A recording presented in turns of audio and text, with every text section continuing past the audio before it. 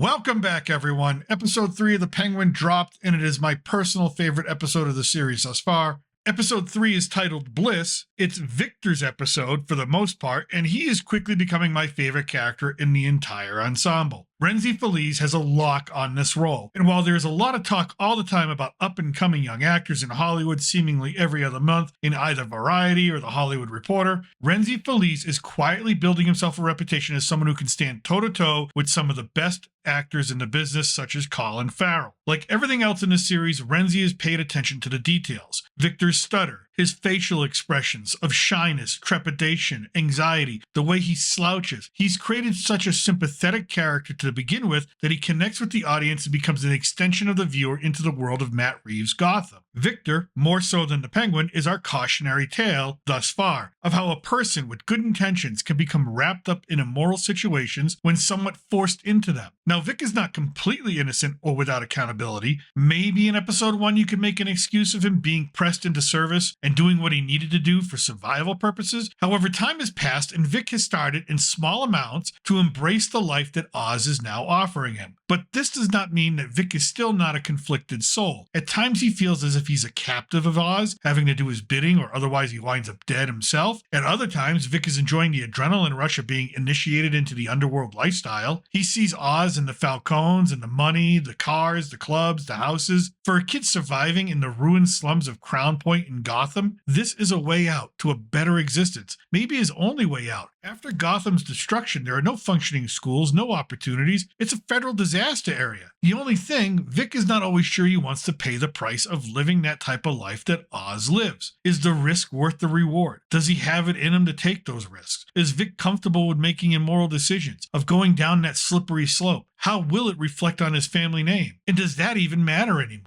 And episode 3 gives us a larger backstory for Victor. We begin with Vic coming home to his family, mother, father, sister, a mixed Dominican and Mexican heritage, something head writer and showrunner Lauren LaFranc did on purpose because of her part Mexican heritage and Feliz's Dominican heritage. It is, by all accounts, a loving family that Victor is in. And we see Vic here as an innocent boy before the Riddler's crime, before the destruction of Gotham. It is the night of the mayoral election, the night that the Riddler plans to flood the city and assassinate the mayor-elect. Victor has a brief conversation with his father about getting more out of life, but his father, who brought his family from third world poverty, sees the life they have now as having everything they'll ever need. He's happy. He's content. He's not looking to drive for more. Now, not quite agreeing with that sentiment, Vic does not stay long. He has plans to hang out with Graciela, his girlfriend, on a rooftop, have a few beers, and watch the fireworks to celebrate the election results. As they do this, the Riddler's explosions begin to set off, and Vic witnesses the rush of seawater pouring into the streets of Gotham like a tidal wave. He can only try to call his mother to warn her as he watches the flood engulf his apartment building and murder his family. He falls to the ground in shock, the pebbles of gravel on the roof vibrating with each successive explosion.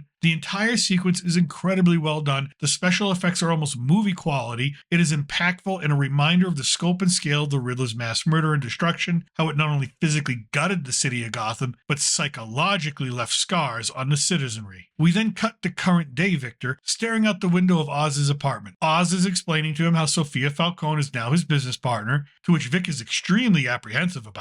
Oz then remembers he never discussed Vic's salary, and he hands Vic $1,000 for the week. He then tells Vic to always ask for what he wants. Don't wait for others to tell him. And this is just another lesson from Oz as he tries to mold Vic into something more. Penguin then gets a call from Blackgate Prison. It's the Maronis, and he leaves Vic to let Sophia in as she arrives. Vic is visibly nervous. His stutter is absolutely debilitating. And to counter this, Sophia is calmly stalking around Oz's apartment. Vic is so nervous in her presence that he cannot even work a lighter to light her cigarette. He tells Sophia that he met Oz when he worked on his car and that he's a mechanic. Okay, it's a half-truth, but it'll do for now. When Oz appears, Sophia tells him that Vic is not going with them. Oz will drive, just like he used to drive her around 15 years ago before she was sent to Arkham. And this power dynamic that we see, this back and forth between Oz and Sophia, is what anchors the other half of this episode. Sophia does not trust Oz, but she thinks she can use him. And maybe that's because she has no choice at this point. After all, she was exiled to Italy at the end of episode 2. She's not even supposed to be in Gotham, let alone dabbling in the drug trade. For Oz's part, he is acting as if he and Sophia are true partners. And at each available moment, she reminds him in some not so subtle way that she is above him. such as making him drive her around and treating him like a servant. The two of them take off, leaving Vic alone. They rendezvous with men still loyal to Alberto and herself. They are unloading laundry carts full of dirt from Arkham Asylum into a warehouse. When Penguin sees this, he questions Sophia. He asks, "Arkham, I thought this was all Al's plan." Sophia answers, "I know you did." In that moment, Penguin realizes that Sophia has been playing him all along, that she's been the brains behind this operation, not her brother Alberto. They enter the warehouse, and Sophia introduces Oz to her chemist and their new product, a rare and specific type of mushroom that, when properly manipulated with other chemicals, creates a secretion that becomes their revolutionary new drug. Sophia tells Oz that his job is to find them a distributor. Meanwhile, Vic has invited Graciela over to Oz's apartment. She tells Vic that she's taking a bus tomorrow and leaving Gotham for California. Vic, torn between staying with Oz and going with Graciela, hands her some money and tells her to get 2 tickets, that he will leave with her. We next see Sophia Falcone enter the family mansion. Men with guns are stationed everywhere. Johnny Vitti, the underboss, tells Sophia that she is supposed to be in Italy, that it was an order from her uncle, the New Don, and then hands her a plane reservation. He then threatens her life if she does not comply. Sophia lies and tells him that she'll be gone in a few days. The next morning, Sophia, Oz, and Vic arrive in Chinatown. They are there to see a member of the Triads. In an effort to get a sit-down with the Triad leader, Feng Zhao, they bring a sample of their new drug, one that Oz has named Bliss. It's a risky move for both Oz and Sophia. It was Sophia's father who forced the Triads out of certain territory in Gotham years ago, and it is a grudge that Feng Zhao still holds. As the two of them try to make a deal, Victor is waiting outside in Oz's Maserati. A duffel bag full of Bliss is in full view in the back seat. He's illegally parked and a Gotham squad car comes up behind him. The officer pulls him out and searches him. He finds the wad of cash Oz gave to him. The cop asks him what's he doing with all that money, to which Vic replies, "I don't see any money." The cop takes the bribe and leaves Vic alone. It is the first time Vic has successfully improvised, thought on his feet like Oz keeps telling him he needs to do, and a sense of self-pride comes over him. As Vic handles his business outside, Sophia and Oz are trying to handle business on the inside, trying to strike a deal with Link Sai. Oz convinces Link to set up the meeting by lying, telling Link that Johnny Vitti is in on a deal. Link tells Oz that if Vitti calls him and tells him that, then they can have their meeting. Sophia was totally unaware that Oz was going to lie like this, and she's unaware that Oz has a plan to make this work. So as much as Sophia sometimes keeps Oz in the dark, Oz has his own way of keeping Sophia guessing. Oz then takes Vic to an upscale French restaurant. Vic tells him about the cop and Oz is impressed, and Oz asks about his family. It's a great bonding moment for the two. It is clear at this point that Oz sees Vic as something more than just a kid driving him around. Oz also displays some protective behavior. When Vic cannot pronounce steak frit because of his stutter, the waiter corrects him, and Oz intervenes and scolds the waiter. For you see, these two men are alone in the world. Oz does not have anyone who he can call a friend, and neither does Victor. Both are looking to escape their current situation. Both are victims of circumstances in some certain way, and their disabilities are hindrances to them in life. Neither has anyone that believes in their potential. They have a lot in common. And for Oz, someone who has lived with those obstacles longer, he's beginning to see Vic as someone he can help overcome those obstacles. He sees Victor as a second chance for himself. Now, after dinner, Oz brings Sophia along as he follows through on his promise to the Triads. They both enter Johnny Vitti's hotel room where he's having an affair with the Don's wife. They threaten him and force him to make the call to the Triads, legitimizing the sit-down with Feng Zhao. Later that night, Sophia and Oz meet with the Triads at their club. Oz has recruited his prostitute friends to help distribute Bliss to the partying crowd. Vic is the bag man, and this is all a show for Feng Zhao to see that this could be a successful business. Sophia and Oz convince the Triads to go along with their new endeavor, explaining to Feng that psychologically the city is broken, and their new drug will be a welcome release from that trauma. That's why it's called Bliss, and that's why it's going to be more successful than any drug out there. Meanwhile, Victor is suffering from PTSD from the night of the flood. The flashing lights on the dance floor look like the Riddler's car bombs, and he has visions of his family being drowned. He drops the bag of Bliss, and as he is on his hands and knees, he remembers the vibrating pebbles of the rooftops that night. He gathers himself and goes to the men's room to get a grip. And this is when Oz enters. Victor's phone is vibrating, and Oz demands to see it. The messages are from Graciela wanting to know where Victor is. Oz is furious. He's furious because Vic sees being with Oz as a prison sentence,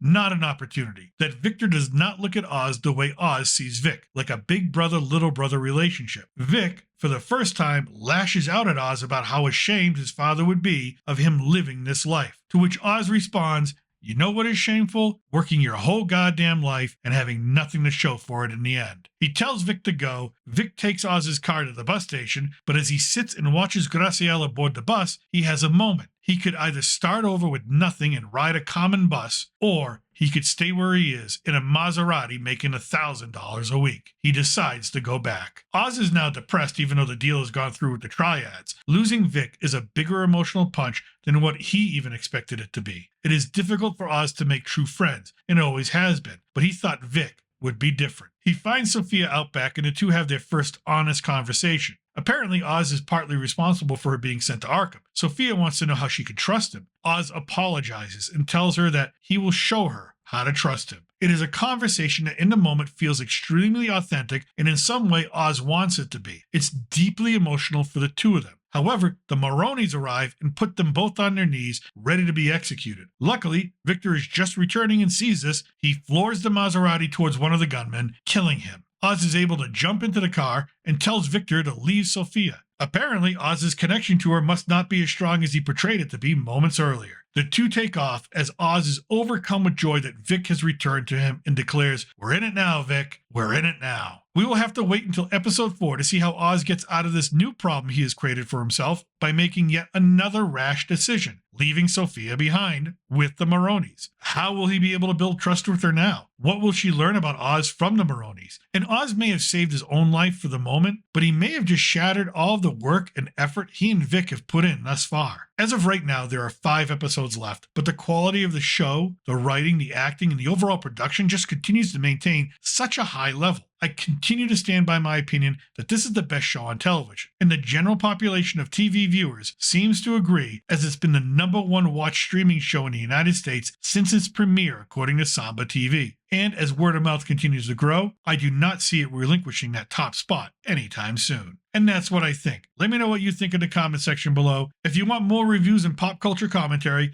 click on the thumbnails for my general movie review playlist and my retro movie review playlist. I thank you for watching. As always, remember I'm still your reluctant gringo, and from somewhere south of the border, salut and a huevo.